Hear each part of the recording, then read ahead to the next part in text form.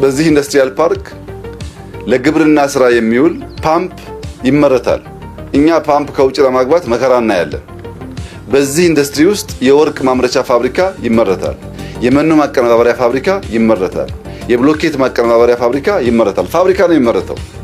ፋብሪካን ማምረት የሚችሉ ወጣቶች ኢትዮጵያ መፍጠር ከቻለች ለነዚህ የሚደረግ ማንኛውም ድጋፍ የሚባርክ ነገር ነው። ጉዳት የለውም፣ ጥቅም ብቻ ነው። የዛሬውን ስራ ማየት ያለብን ልክ እንደ መዋለ ሕፃናት ነው።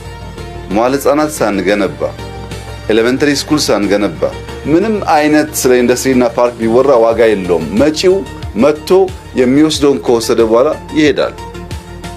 ቀሪው የኛ ሰው ነው። የኛ ኢንዱስትሪ በእኛ ሰዎች እንዲሰራ ማድረግ ያስፈልጋል። ያ ማለት የውጭውን እንግፋ አይደለም። እውቀት ያስፈልጋል፣ ካፒታል ያስፈልጋል። ይምጡ፣ ግን ተሰናስለን ተባብረን ተደምረን ሲሆን ነው አስተማማኝ ኢንዱስትሪ የሚገነባውና ይህ ስራ በጣም አስደሳች ስራ ነው።